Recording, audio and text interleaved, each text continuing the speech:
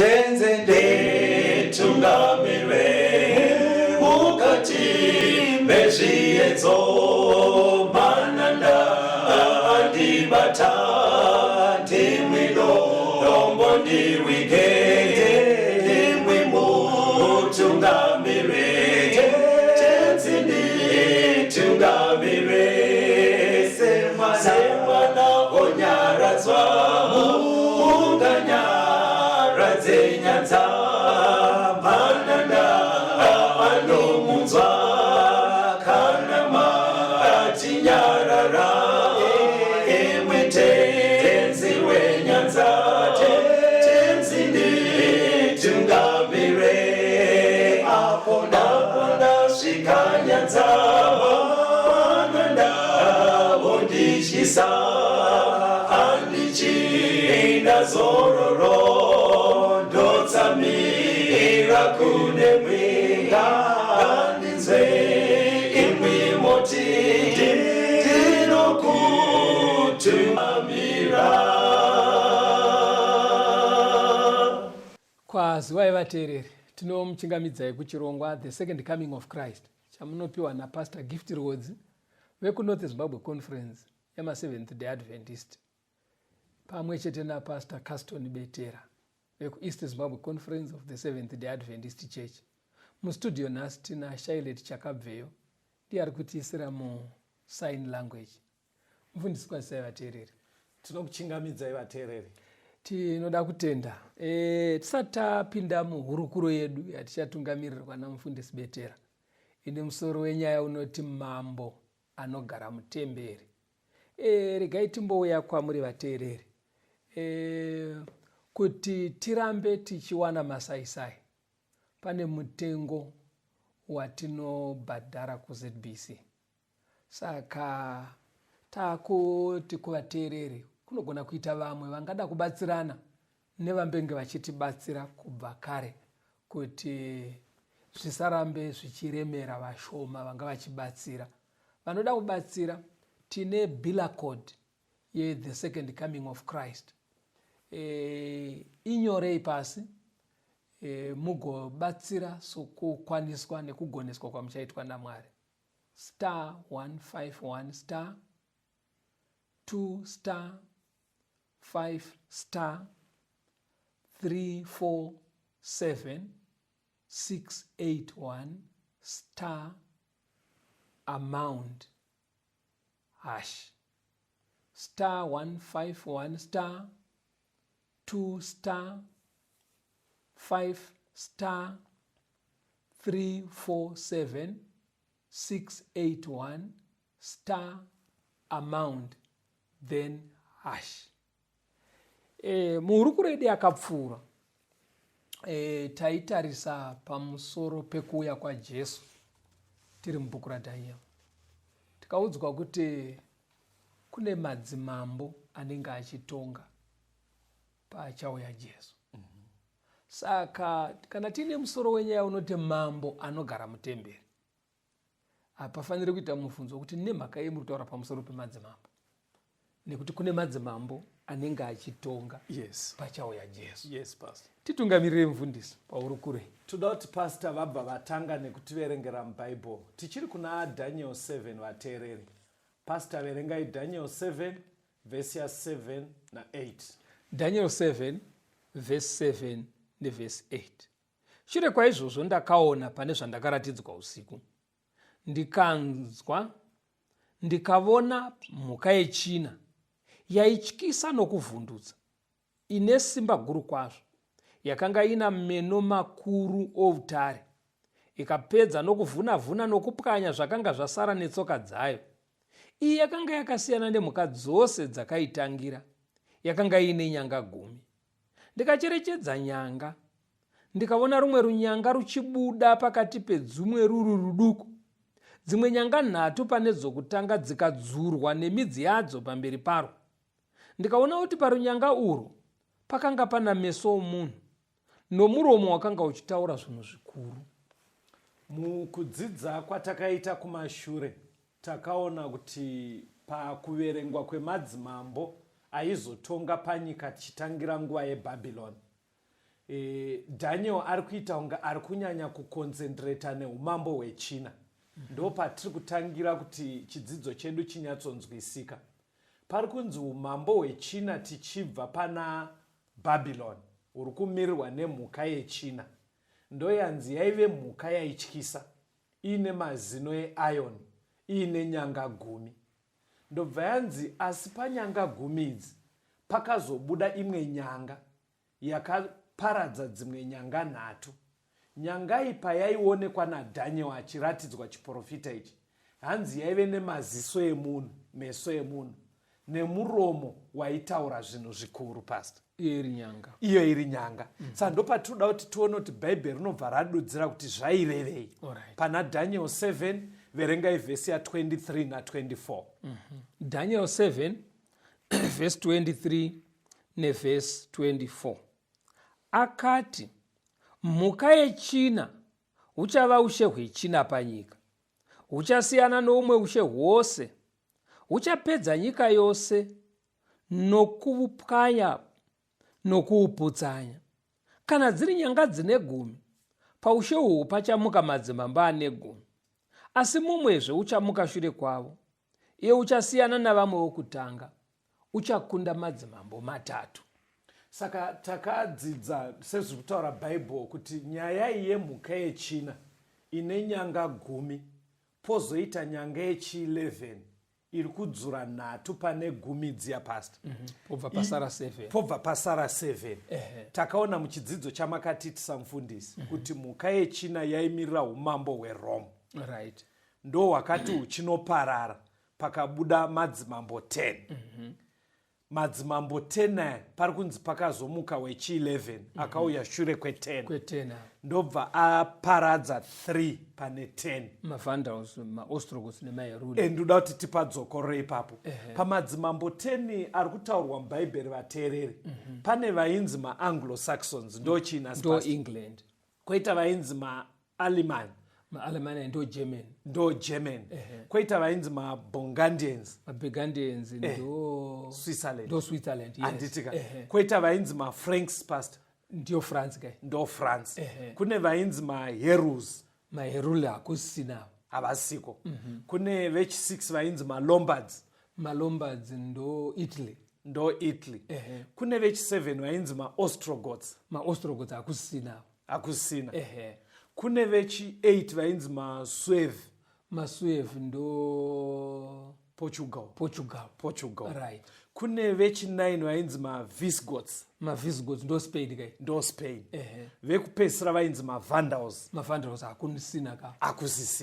Saka nhoroondo nebhaibheri muchidzidzo chakamboitswa namufundisi zvakaisa pachena. Pastor, kuti madzimambo ari kuno kwekupedzisira kwenhoroondo yenyika ino ndo vari kunosara vari 7. Tati maHerus, Ostrogoths neVandals hapasisina. Saka ndudzi dzataurwa namufundisi idzi dzinoti England, German, Italy, Switzerland, Portugal, Spain, yekupedzisira ichi apa kuti dzikwane 7. France. Dzobva dzaita 7. Idzodzo ndodzikunzi nebhaibheri mazuva anenge achitonga madzimambo aya pane wechi8 wavanenge vachitonga naye. Saka wechi8 mufundisi ndiye imimi makaramba last week kuti munyatsoisa pachena. Ndakanoverengawo pasaidi but still ndakatadza kumubata hangu, but pane zvandakaona pane wechi8 ndo zvandinoda kuti vateereri vazvibate. Pane wechi8 ndo zvanzizvo. Handina kuramba munhu waMwari, zviriko kuchidzidzo chiri mberi. Zviriko kuchidzidzo chiri kumberi. Saka pari kunzi wechi8 mufundisi Daniel 7 yati ane maziso emunhu. Ndobva yanzi ane muromo. Toda kuona kuti zvinorevei mubhaibheri. Kana ichinzi mambo ane meso emunhu, maziso emunhu nemuromo. Torai bhaibheri mufundisi. Ndoda kuti muverenge. Verengai kuna Proverbs. Pangaite mambo asina maziso. Aiwa kani. Mboverengai. Proverbs 3 vhesi ya19 kusvika pa21. Zvirevo 3 19 kuenda pa21. Yes. Jehovha wakateya pasi nouchenjeri, wakasimbisa kudenga denga nenjere. mvura iri makadzika yakadzutuka nezivo yake, denga rose rakadonha dova. Mwanakomana wangu, ngazvirege kubva pameso ako. Chengeta uchenjeri chaihwo nokungwara. Right. Pari kunzi ngazvirege kubva pameso ako. Dai chirungu chiri kuti eyes. Kureva kuti uchenjeri hwaMwari huri kutsanangurwa achisikawo nemaitiro aMwari, kuziva kaitiro kaMwari aka, wisdom yake iri kunzi ngairege kubva pameso ako. Saka mukutaura kwebhaibheri hariti ngazvirege kubva mupfungwa, rinoti pameso, richinoratidza ruzivo, wisdom yakadaro. Mirai ndikupei dzimwe ndimba mbiri tidzibatanidze ka1. Endai kuna Mabasa 26 vhesi ya18. Mabasa 26 verse 18. Vhesi ndeya 18. Kuti usvinudze meso avo vabve murima, vaende kuchiedza, nokubva pasimba raSatani vaende kuna Mwari, kuti vagamuchire kangamwiro yezvivi zvavo nenhaka pakati pavakaitwa vatsvene nokutenda kwandiri. Saka hanzi kuti munhu agone kubva kurima kwaaisaziva Mwari auye kuchiedza, anoda kusvinudzwa meso.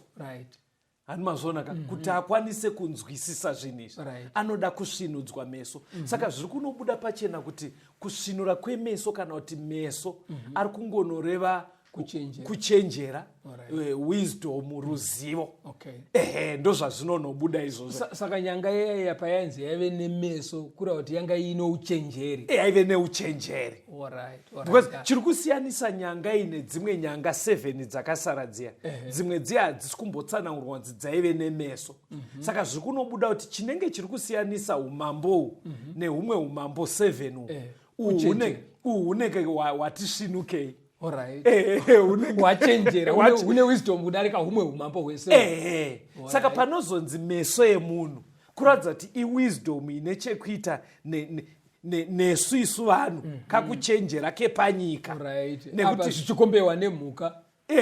Handiti mazvona. Chingoverengai Hebrews 4 verse 13. Hebrews 4 verse ya 13. Inoti kudii? Hakune chisikwa chisingavonekwi naye, asi zvinhu zvose zvakafukurwa nokuzarurwa pameso aiye watinofanira kuzvidavirira kwaari. Saka pameso aMwari manje kwakureva wisdom yaMwari neuchenjeri. Saka iyi nyanga iyi kana inzi ine meso emunhu, uchenjeri kwete huri kubva kuna Mwari, ndehwayo hwekuita tunhu twayo. Huri kunosiyana nemeso aMwari. Pabatika kapo mamuda kuti uchenjeri hwehumambo uhwu hausi uchenjeri hwekufemerwa naMwari. Ndehwekuskima, kangwariro kevanhu kepano panyika. Kangwariro kevanhu kepano panyika. But pastor, zvanzi futi nyanga iyi yaive nemuromo. Muromo chingave tingarambe chipa mavhesero generally tikati vanhu vakauya pasi vari 3 vaine nyaya vari kutaura, obva wanzi muromo wenyu ndiani papa, tinei tichiti kureva kuti ndiani achataura akakumiririrai. Saka kana inzi nyanga ine muromo pastor, zvingangodaro zviri kurevei? Kureva kuti kana mukutaura kwayo ine wayekamiririra. Ndizvozvo chaizvo. Inenge ine wayekamirira. Zvinogona futi kureva kuti mouthpiece, kureva representative, kureva kuti munyai. Zvichinodaro. Saka panapa tiri kudzidza pastor kuti pamazuva achauya Kristu paine madzimambo 7 ari kutonga emueurope vachibatsirana nemumwe wechi8. But wechi8 uyu ari kunzi ane kakuchenjera, akangwara kudarika vamwe 7. Akangwara kudarika vamwe 7 ava. Plus kana achitaura ari kubva ataura togona kuti akamirira hameno zvimwe. Pane waakamiririra kana kuti anogona kutotaura achitanga amirira vamwe vese 7 but zvinoratidza kuti anenge iye anobva aita kunge amiririra zvese. Handinomaona matauriro aari kuita. Saka muchiona pane chimwe chatsimbidziro chiri kunyanyobuda pamatauriro. Ndoda kuti mudzokorore kuerenga Daniel 7 verse 8. Daniel 7 verse 8 mobva maenda Daniel 11. Daniel 7 verse 8 nevhesi 11. Ndikacherechedza nyanga, ndikaona rumwe runyanga ruchibuda pakati pedzimwe ruri ruduku. Dzimwe nyanga 3 pane dzokutanga dzikadzurwa nemidzi yadzo pamberi parwo. ndikaona kuti parunyanga urwo pakanga pana meso omunhu nomuromo wakanga uchitaura zvinhu zvikuru. Vhesi 11. Ndikaramba ndakatarira nenguva iyoyo nemhaka yokudana kwamashoko makuru akanga achitaurwa nerunyanga. Manzwaka, hanzi rwaitaura zvinhu zvikuru. Alright. Saka Daniel pane zvaitoratidzwa musui zvakawanda-wanda. Hanzi akatoita kunga distractwa attention. Okay. Kunga akutotadza kuratidzwa zvimwe achinzwa nyanga ichitaura. Hanzi yaitaura zvinhu zvikuru. That's right. Kuti kutaurei pastor? Kutaura kuti mashoko achoka asi mashoko akajairika. Haana kujairika. Vanhu vese vanotaura.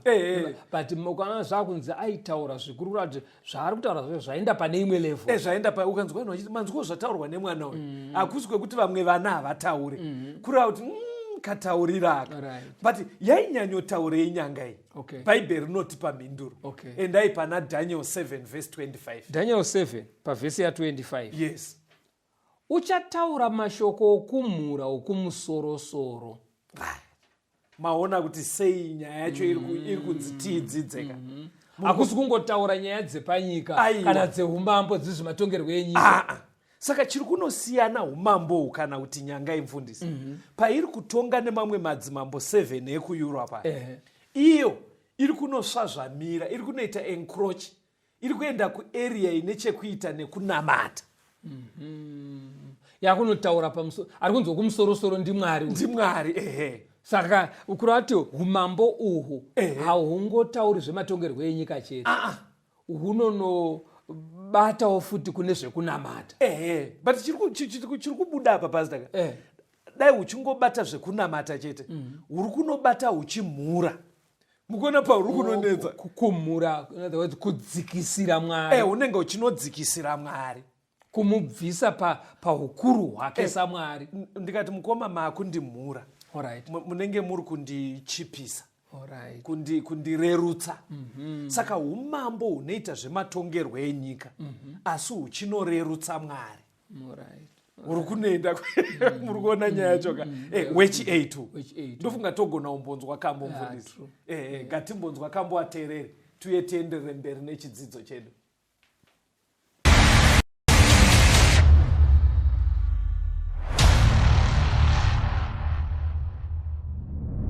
Mahamba endleleni etwele isizungu, itwele imithwalo esindayo. uJesu sewethula imithwalo yonke. Sekukuhle nginethemba. Sekukuhle sengithola umsa wenkosi. Sekukuhle uJesu pendula imthandazo. Hamba lami endleleni yokuya ekhaya. Yikho konke sekukuhle. Ngahamba endleleni ngedwa ngingenayo umholi. Ngahamba lolu hambo kanzima. uJesu wangithola wangisondeza kuye. Sekukuhle semo wakhe. Sekukuhle sengithola umsa wenkosi. Sekukuhle uJesu pendula imthandazo. Hamba lami endleleni yokuya ekhaya. Yikho konke sekukuhle. Angisaphile sonweni ngisho emnyameni. uJesu qobo uyangihola. Sukulunye ngalunye ngisondele ekhaya. Sekukuhle ngiye ekhaya.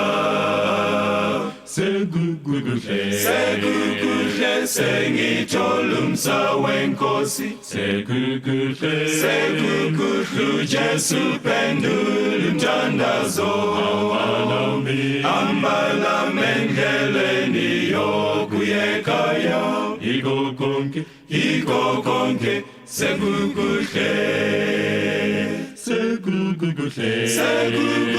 sengitholumsa wenkosi sekukuhle Jesu pendula umthandazo ambala mendleleni yokuyekhaya iko konke sekukuhle iko konke sekukuhle kona manje sekukuhle kukuhle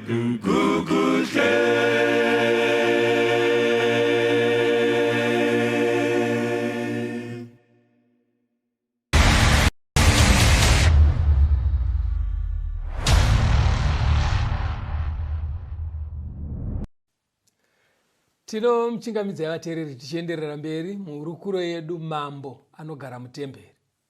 Handiedi pamberi mufundisi. Tinoda kutenda maybe tisati taenderera mberi regai tirimind vateereri kuti chirongwa ichi kuti chisvike kwamuri vateereri pane masaisai anoda kubhadharwa mari. Saka ndo zvanga zvichiitika nguva yesei vamwe vachibatsira vachidaro, but tafunga kuti zvijekewo kwamuri nekuti homwe yedu yanyanya kuserera zvakanyanya. Pakati penyu panogona kuita vamwe vari kuti aiwa chirongwa ichi hachingakanganiswe nenyaya yekutengwa kwemasaisai, munogona kutibatsira.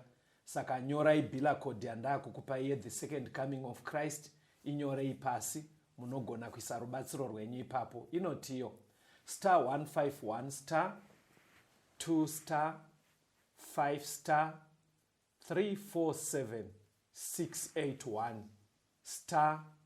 amount hash *151 *2 *5 347 681 amount hash. Right, hande mberi nechidzidzo. Mambo anogara Mutemberi. Taona kuti mambo uyu anoita zvematongerwo enyika, asi ari kuuya futi kunyaya dzechinamato.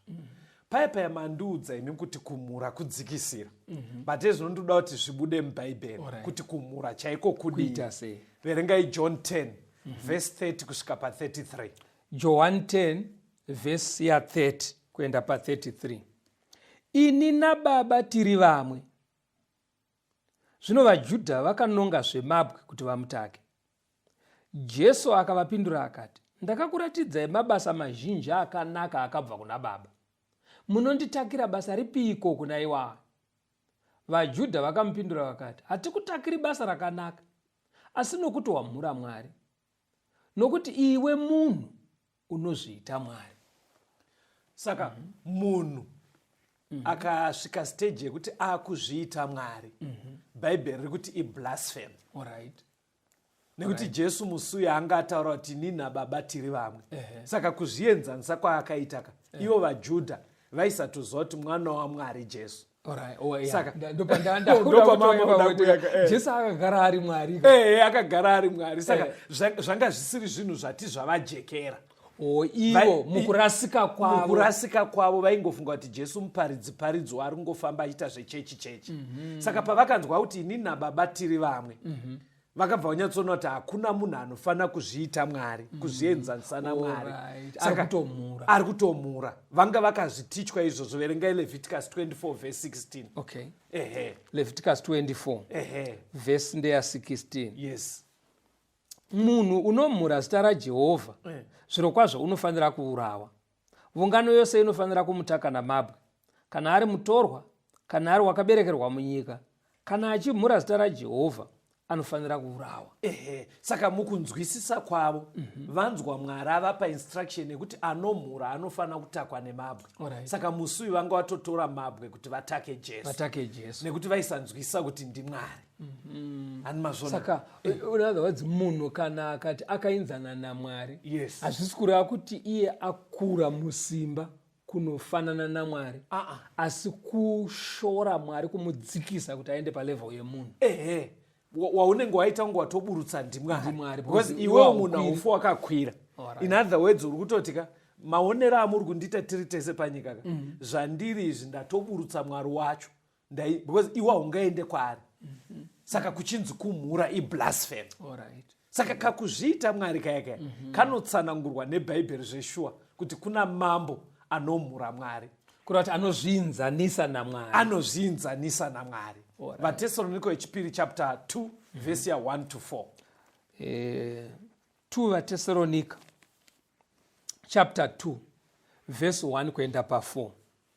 Zvino tinokumbira kwamuri hama dzangu, pamusoro pokuuya kwaShe wedu Jesu Kristu nokuvungana kwedu kwaari, kuti murege kukurumidza kuzununguswa pakufunga kwenyu, kana kuvhundutswa, kana nomweya, kana neshoko, kana nemwadi inonzi inobva kwatiri, muchiti zuva raKristu ratosvika. Ngakurege kuva nomunhu unokunyengerai nomutoo upi noupi, nokuti harisviki kana kutsauka kusati kwatanga kuuya, nomunhu wezvivi, mwanakomana wokurashika asati amboonekwa, iye unorwa achizvikudza pamusoro pozvose zvinonzi Mwari kana zvinonamatwa, nokudaro kuti unogara mutemberi yaMwari achizviita Mwari. Saka nyaya tiri kudzidza iyi kwanzi nebhaibheri sekudzidzisa kwamakaita zveshuwa Kristu haasi kuzouya munhu uyu asati aonekwa uyu. Iye anozviita Mwari, anozviita Mwari mambo wacho, iye mambo uyu hanzi anozviita Mwari. Orwa nezvese zvinonzi Mwari, kureva kuti anorwisana naMwari. Hanzi ogara mutemberi. Kugara mutemberi kuti chi agara muri kisheni munogara vamwe. Aiwa, mirai munzwa. Manzwe here panzi anozviita Mwari. Anozviita Mwari, mapanzwa akape kuti anozviita Mwari apa. Saka chiri kunetsa apa muri kuona kuti chii? Ari kunzi anorwa naMwari asi ozviita Mwari. Because ndaitasira kuti munhu anorwa naMwarika haasisiko kunyaya dzacho, ngaachizviita Satani. But ari kuratidza kuti ari kuda futi zvekunamata asi achirwa naMwari. Mukuona paari kuconfuse kuti munhu anorwa naMwari asi achiita zvekunamata. Because vanhu tajairira kuti anopisana naMwarika munhu asingatodi kunzwa zvekunamata. But uyu ari kuconfuse kuti anorwa naMwari asi achida futi zvekunamata. Saka ipo pakuti unenge uchida kuzvienzanisa naMwari uchida kunamatwa inyaya diki here. Verengai Matthew 4 verse 10 munzwe. Matthew 4 verse 10. Matthew 4 verse ya 10. Inoti kudii?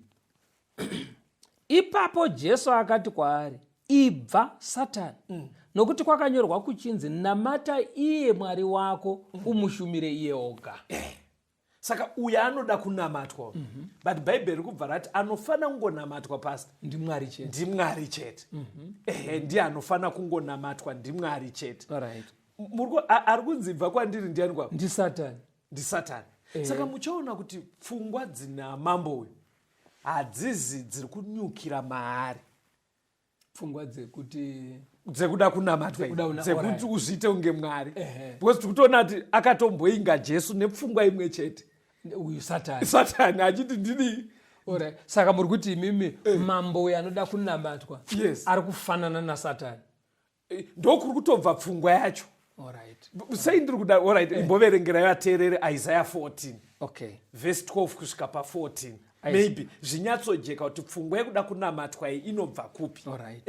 Isaiah 14 verse ndeya 12. Haiwa wawa seiko uchibva kudenga iwe nyamasasa, iwe mwanakomana wamambakwedza, wakandwa seiko pasi, iwe wokuwisira marudzi pasi. Iwe wakati mumwoyo mako, ndichakwira kudenga, ndichakwiridza chigaro changu choushe kumusoro kwenyeredzi dzaMwari. Ndichagara pamusoro pegomo reungano, pamigumo yamativi okumusoro. Ndichakwira kumusoro kwamakore, ndichazvienzanisa nokumusoro-soro. Ndi Satani. Saka pfungwa dzina mambo uyu ari kungozadzisa shungu dzaSatani.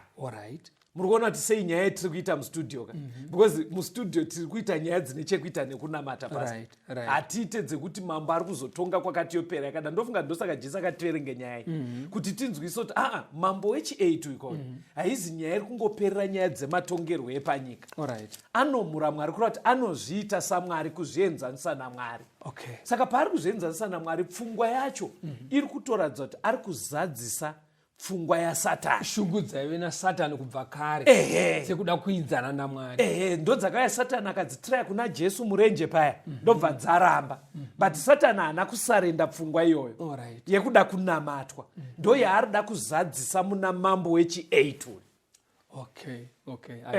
pari kujeka mamabvunza mubvunzo wekuti anogara kulocation mamati ndatika zvaari kunzi anogara mutemberi kureva kuti pachechi here apa paanogara kana kuti haadi kugara murokisheni mune vamwe vanhu madzimambo anogara kupalasi kana kumastate house saka uyu muri kuti imimi anogara kuchechi mirai bhaibheri ritiburitsire tinyatsoona kuti temberi yaangadaro ari kugara ndeipi because tikasiya pasina ujeka zveshuwa mubvunzo wenyu wakakosha tinotori navanhu vakawanda kuti dzimwe nguva dzimba paanogara yakatovakirwa muyadhi yechechi saka bhaibheri pariri kuti anogara mutemberi toda kunzwa pauro akanyora nyaya kuti temberi yacho ndeipi ndedzipi temberi dzaizikanwa napauro nguvai vhurai kuna mabasa 22 verse 17 mabasa 22 verse 17 verse ndeya 17 zvino ndakati ndadzokera jerusaremu ndichinyengetera mutemberi ndikaita sokubatwa mumweya itemberi ipiyo pastor ndo building kaya pakanga pakavakwa pavainopinda vachinamata saizvino vakatoti tichamboenda kuchechi kunonamata tosvikopinda muchechi panovhurwa dhoka muchivakwa saka icho chivakwa chiya chinogona kureva temberi ndozviri kutobuda apa verengai kuna vakorinde wekutanga chapter 3 verse 16 na17 1 vakorinde 3 pavhesi ya16 ko hamuzivi kuti muri temberi yaMwari uye kuti mweya waMwari unogara mukati menyu here? Kana munhu achitadzira temberi yaMwari, Mwari achamutadziravo, nekuti temberi yaMwari itsvene, ndimi iyo. Saka temberi mukutaura kwebhaibheri inogona kureva body muviri wevatsvene, munhu anonamata muviri wake itemberi. Mweya mutsvene waMwari unotoya uchigaramo. Saka tataura yechivako itemberi building chaiyo ndobva tataura miri wemutendi body itemberi maybe ngopatsimbidzirai pemiri ipapo pano vakorinde wekutanga 6 verengai vhesi ya6 vakorinde 6 vhesi 19 inoti kudii? Hamuzivi here kuti muviri wenyu itemberi yomweya mutsvene uri mukati menyu wamakapiwa naMwari? Hamuzivenyu kuri makristu vatendi kuti miri yedu itemberi yaMwari. Handei tione futi imwe temberi. Verengai zvakazarurwa 11 zvakazarurwa 11 pavhesi 19 pekutanga pacho. Zvakazarurwa 11 vhesi ya19 inoti kudii? Ipapo temberi yaMwari iri kudenga yakazarurwa, areka yesungano ikaonekwa mutemberi yake. Itemberi ipi? Yekudenga. Anditika kudenga kunogara Mwari kune temberi imwe temberi. Saka pari kunzi mambo uyu anogara mutemberi. Manzwa kuti tataura temberi ngani manje? Dzanhatu manje. Dzitaurei vateereri vachinzwa. Pabuda temberi semaipinda vana Pauro mainamatira vaIsraeri sepajerusarema paive netemberi yanga yakavakwa. Ndobva pabuda temberi rikunzi mutendi muviri wake munogara mweya mutsvene, itemberi yemweya mutsvene. Exactly. Ndobva pabuda temberi yaMwari iri kudenga. Chinzwa imwe yekupedzisira. VaEfeso 2 verse 19 to 21. VaEfeso 2 verse 19 to 21. Yeah. Tuda kuona paanogara patemberi dzese idzi. Tikapotsa apa iye ari mambo akakosha watanzi naJesu mutsvageka. Tinogona kusaziva nguva dzatiri kurarama kuti dzine njodzi yakadii. Kana kunomutsvagira kusiriko. Unomutsvagira kusiriko. VaEfeso 2 kubva pavhesi ya19 kusvika pa21. VaEfeso 2 vhesi 19 kusvika pa21. Naizvozvo hamuzati muchiri vaeni navatorwa, asi vobwo pamwe chete navatsvene naveimba yaMwari. Makavakwa pamusoro penheyo dzavaapostora navaprofita, Kristu Jesu amene ari ibwe rapakona. Maari imba yose yakasonganiswa kwazvo inokura ive temberi tsvene munasha. Manzwa temberi ipapo. Apa pari kubuda temberi iri vanhu vanonamata. Handitika kuungana kwavo kana kuti vese pamwe chete vanonzi itemberi. Mumwe ari kuchina, mumwe kuamerica, mumwe kuafrica, vanonamata vese vaya itemberi yaMwari. Itemberi yaMwari ndizvo dzabuda ngani manje? Dzafo. Right. Saka toda kuti tichiona kuti temberi inogarwa namambo ndeupi. Alright. Handitika ndokuti tiedze kubata nyaya yekutanga tati yaive iri temberi iri paJerusarema. Iyo yakaparadzwa kai hakusisina. Saka yato out. Angagare imomo. Angagare imomo. Yechipiri tati muviri wemutendi. Mambo uyu ari kutonga nemadzimambo 7 angapinde here mumiri wemutendi? Hazvigoni. Mweya waMwari chete ndiwo unogona kugara imomo.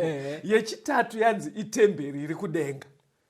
Angagoni kunogara kudenga kana yachirwa naMwari. Achirwa naMwari ende atori pano panyika.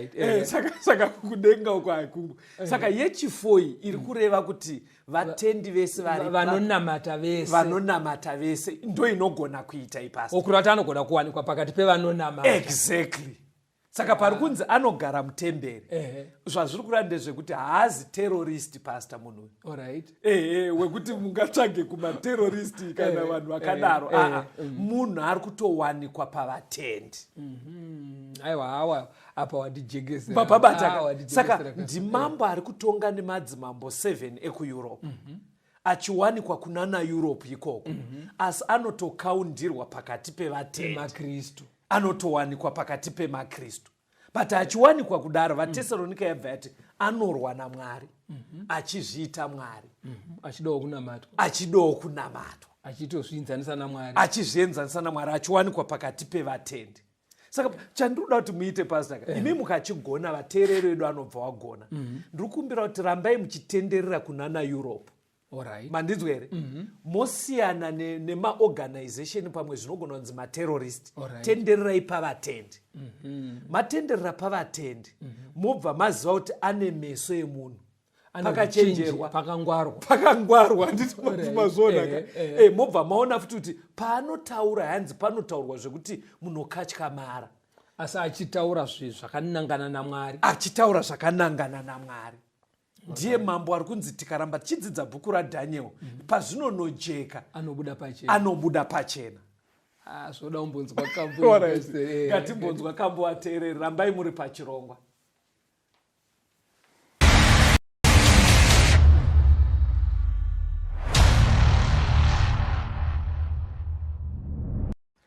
Ndafamba kure nekumusha tenzi zvinonodzoka. Ndakaita zvakashata zvinodzoka kumushata. Manudzai maoko enyu tenzi ndouya nditore ndiite muranda wenyu nokuti ndakatadza. Ndodzoka kumusha wenyu kumusha zvese zvashata. Mwana wenyu narinizve zvekusafamba. Ndoya tenzi zvekusafamba. Ndite wenyu narini ndogara kumusha. Ndarasa makore mazhinji tenzi zvinodzoka. Nondiyuga nemasodzi zvinodzoka kumushata.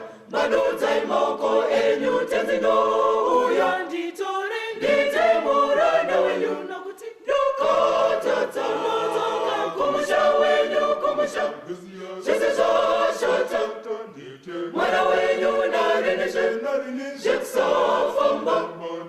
Ndoya tenzi zvekusafamba. Nditore ndiite wenyu narini ndogara kumusha.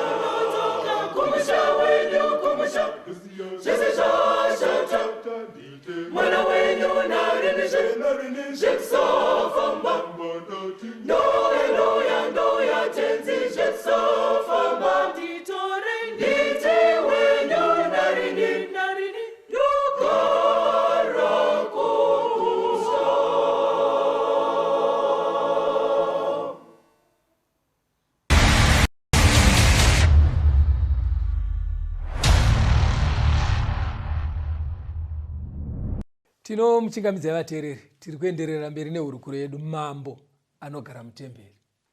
Sezvandaita pachikamu chapfuura, Right. toda kuramba tichitondedza vateereri vedu. Vateereri, chirongwa ichi pachiri kusvika kwamuri, pane mutengo unobhadharwa kuti tikwanise kuwana masaisai iwaya. Ndo zvanga zvichiitika nguva yese, but pakutengwa kwakuchita masaisai aya, homwe dzacho panga pachinokorwa mari paserera zvakanyanyisa. Saka tinoziva kuti pakati penyu kune vamwe vanga vachitombotichaira nhare vachibvunza kuti zviri kumbofamba sei. Saka maybe kuti zvikujekerei mese sevateereri vedu, zveshuwa pari kuda kuti vanokwanisa kubatsira kuti chirongwa chirambe chichisvika kwamuri, sunungukai kudaro nekukasika. Tine bila code ye the second coming of Christ yanda kudzokorera kwamuri, inyorei pasi, munogona kuzoishandisa zvichienderana nekuti Mwari anenge akukomborerai sei. Inotiyo bila code yedu kana uri kutumira mari, unochaya *151*2*5*347*681* wobva waisa amount yemari na hash. Rega indidzokorere zvakare, *151*2*5*347*681* amount hash. Mfundisi, ngatifambei nechidzidzo. Right. Mambo anogara mutemberi. Yeah. Mabata chii so far? So far zvatanzwa ndezvekuti kune matemberi 4. Right. Imwe temberi ndeyakaparadzwa yaive paJerusarema. Yes. Mainamatira vana Paul. Yes. Saka haangagare imomo. Imwe temberi muviri wemutendi wemutsvene waMwari. Saka mambo haagona kugara mumunhu. Umomo ndemwe mweya mutsvene. Ndemwe mweya mutsvene. Yes. Imwe temberi itemberi yaMwari iri kudenga. Iye mambo ari kunzi ari pano pasi. Yes. Ari kutotonga nevamwe madzimambo ekuEurope. Yes. Saka haangagare mune yekudenga. Yes. Temberi yasara maKristu vese vanonamata. Yes. Kwavari vese nekupararira kwavakaita vese vanonzi temberi. Yes. Saka ipapapa anogona kuwanikwapo. Kureva kuti mambo uyu muKristu. Anotodedzwawo pakati pemakristu. Ndo zvatabata izvo. Toda kutenda. But maburitsa here kuti achirwa naMwari. Ari muKristu kudaro kaka. Anoda kuzviinzanisa naMwari. Right. Anorwisana naMwari, anoshora Mwari. Aiwa mapabata zvakanaka. Verengai kuna vaTesaronika wechipiri, chapter 2, verse ya 5 na 6. 2 vaTesaronika 2 verse ya 5 na 6. Hamurangarire here kuti ndichiri kwamuri ndakakuudzai izvozvi. Zvino munoziva chinodzivisa kuti aratidzwe nenguva yake. Saka Pauro aitoziva kuti mambo uyu panguva yaainyora tsamba idzi, mambo uyu ane time yakatotaurwa naDaniel yaachatoonekwa. Pauro aiziya. But pari kundinetsa manje patinoda kuti kurukure. Pauro ndaedza kufunga kuti kwari kudiko ngomutaura, because imi makandinetsa kuti last week pandaiti ndianiko wechi8 kuti ngonditi haiwa zvichabuda kasitoti zvichabuda. Saka pandaerenga bhaibheri ndakazoona kuti handimi mega. Pauro futi aingoita kunge ari kutenderera anomazoona manje achingodza watende kuti imi munozviziva wani, ingati aizvidzidza wani, imi munoziva chiri kumumisa, chiri kumutadzisa. Anomazoona aita kunge ari kutenderera. Saka maybe kuti zvienderane nechidzidzo chamakatipa, toda kunyatsoona order yacho, because Pauro ati hanzi iye ane time yake. Sezvataiona zviya kuti kukabva umambo ukodai. Saka toda kumboona kuti panguva yakanyora Pauro, anga ari kure zvakadii mambo uyu kuti auye. Chii chaiita kuti asangooneke paPauro paaidzidzisa vanhu. Saka toda kutoona kuti umambo hupi pastor waitonga panguva yana Pauro. Ndozvatoda kuona kuti umambo hupi. Last time takadzidza kuti umambo hwaitonga panguva yaJesu ndehupi, takazviwana. But toda kumboona kuti kunguva yana Pauro umambo hupi hwaitonga. Torai bhaibheri pastor. Vurai Mabasa 26 verse ya 32. Mabasa 26 verse ndeya 32. Yes. Saka muri kuti umambo hwaitonga nguva yana Pauro ndio mambo watiri kutsvaga. Aiwa, hanzi iwowoka waitotarisa kuti time yake aiuye. Kureva kuti waivepoka urutonzi uri before. Kureva kuti iye achiri mberi. Mabasa 26 verse 32. Yes. Ipapo Agripa akati kuna Festo, munhu uyu dai asina kuzviisa kuna Kesari, ungadai asunungurwa. NdiPauro ka anga akumbira kuti wedu wenyaya yangu indoda kuti inotongwa naKesari. Alright. Aireve apo. Kureva kuti sezvinongoitika kamazuva ano ekuti nyaya yako ikasatongwa zvinokugutsa padare repasi, unoapila kuti iende kudare rekumusoro.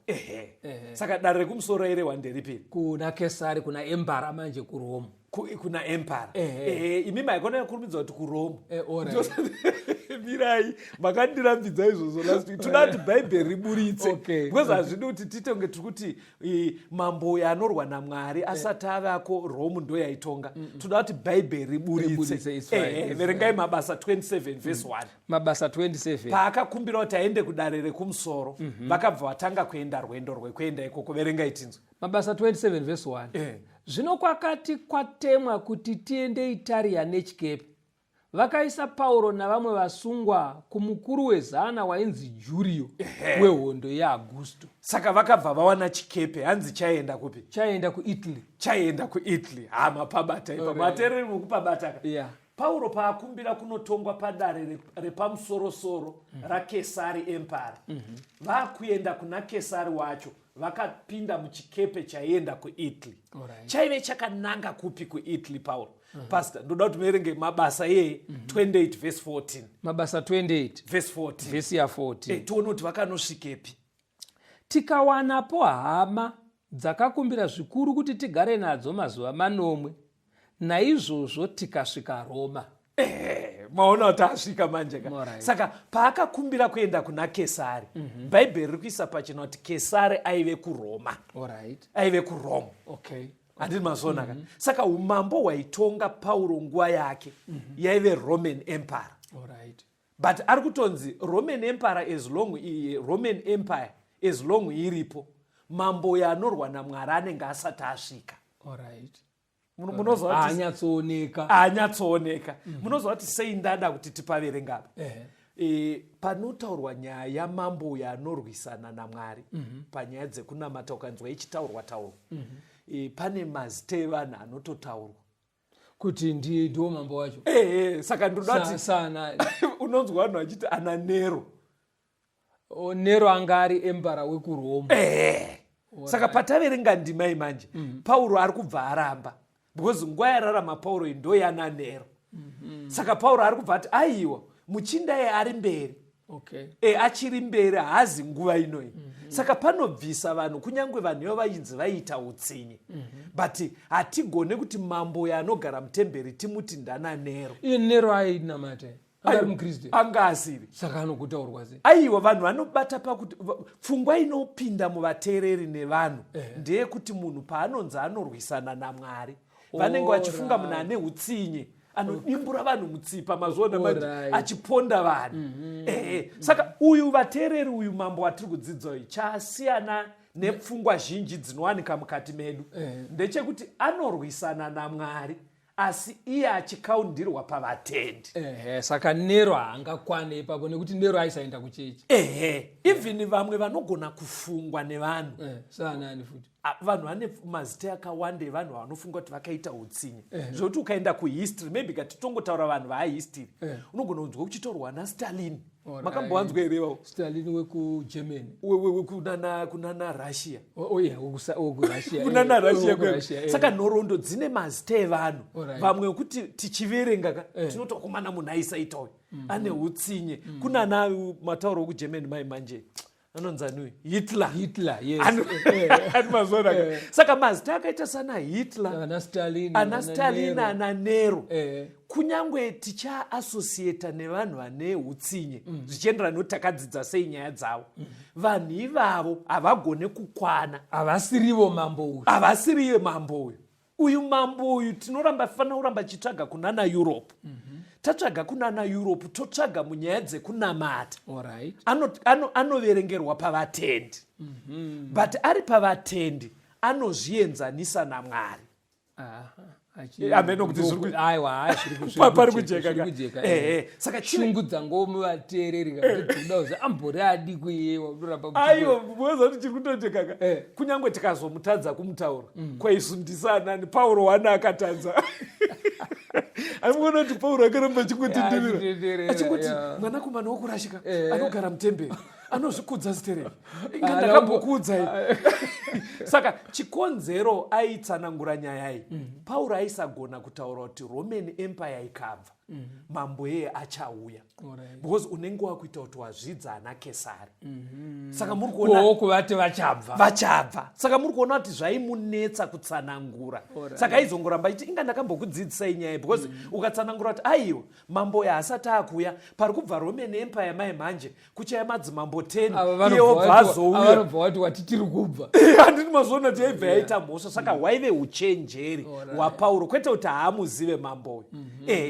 Saka ndoda kuti muchiverenga futi vaTesalonike wechipiri chapter 2 verse ya 8 iverenge iyoyo. vaTesalonike wechipiri chapter 2 verse ya 8 verse ya 8. Ipapo iye usakarurama uchaonekwa, iye uchavurawa naShe Jesu nomweya womuromo wake, achiparadza nokuonekwa kwokuuya kwake. Maona here kuti mambo uyu pastor achitanga Roman Empire yaparara achitonga nemadzimambo 7 aya amene kuti vakatanga kutonga ri madzimambo aya hanzi chichatozomumisa kuuya kwaJesu ndo kunogumisa kutonga kwake. Saka pandoda kuti mundibatsire pastor ndepekuti saka muchinda uyu anorarama makore akawanda sei pasi because kana akataurwa because manzwisiro angu ka Roman Empire yakaparara kare pastor kwatone makore anopfuura 500. Saka ndikuedza kufunga kuti kubva ipapo kusvika pano yaKristu munhu wana achingorarama chete munhu aiwa iwo kumwe kwesa upengo uchifamba zvakanaka wakurasika sei. aiwa ndinototi pandijekero nzwaka kana zvichinzi mambo akusi kureva munhu one an individual. Asi kunorehwa umambo. Sanika iwo uri kunzi weFrance asi mambo one ari kungotonga kubva pakabuda France muRoman Empire. Kunenge kuchita umwe mambo achibva kuchiuya umwe achibva asiramba iri France. Zvodaro futi kuEngland inoramba ingori England. asana mambo maindividual achichinja. Chero iko kuGermany vakauya vana Hitler vakabva nevamwe vachiteerana asi mambo one akararama 500 years. Saka pari kunzi kuchaya madzimambo 7 bhaibheri harisi kureva muindividual riri kureva vacho vari kuramba vachiteerana paumambo ihwawo kureva kuti hweEngland ka hunoramba huripo kusvika panouya Jesu. hweGermany inoramba iriko kusvika panouya Jesu. Kunyange madzimambo achitonga achibva achifa vamwe achiuya achizvarwa vamwe kuchiuya vamwe. Munozva sei ndabvunza because uyu kauyu ari kunzi muchinda uyu anomhura Mwari kauyu achigara mutemberi patati pavatendi achizvikudza. Wari yangu iri pakuti ka ko one wacho hambanga achitonga akabva ko kukazoya ari right.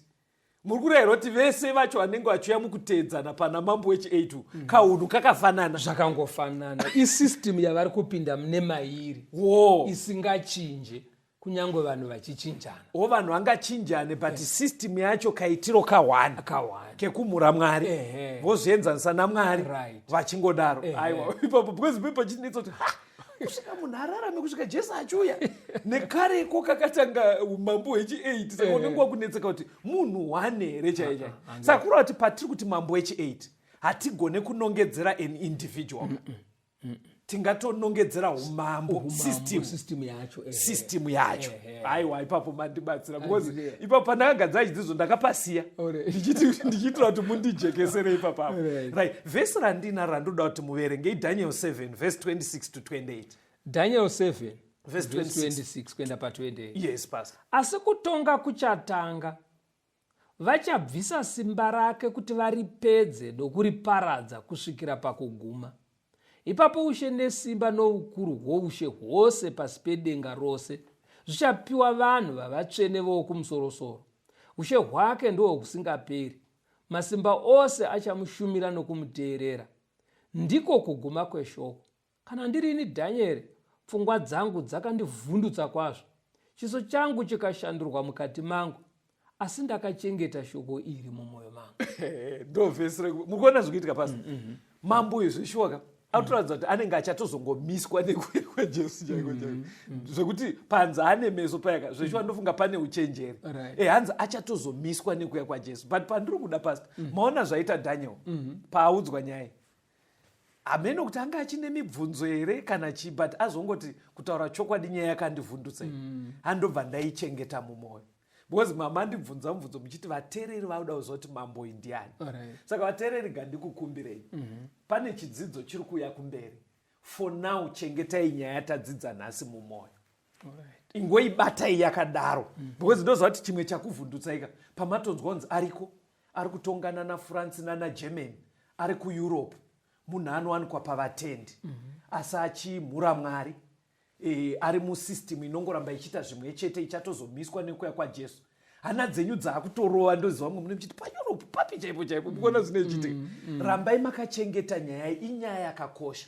Zvakaita Daniel chakaita kuti bhuku iri rizosvika kwatiri akaziva kuti nyaya yakakosha akaichengeta mumwoyo. Chidzidzo ichi chakakosha vateereri.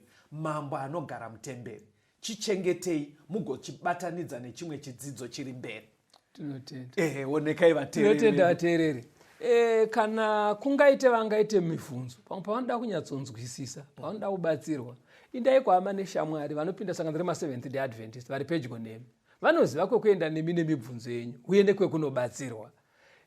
Kana matadza kuvabata, kana muri kure navo, kana zvikakunonokerai, tibatei panhare dzinoteera: kufona, kutumira maSMS, kutumira maWhatsApp message 0775 460 175 0775 460 175 kana kuti 0716 452 086 0716 452 086.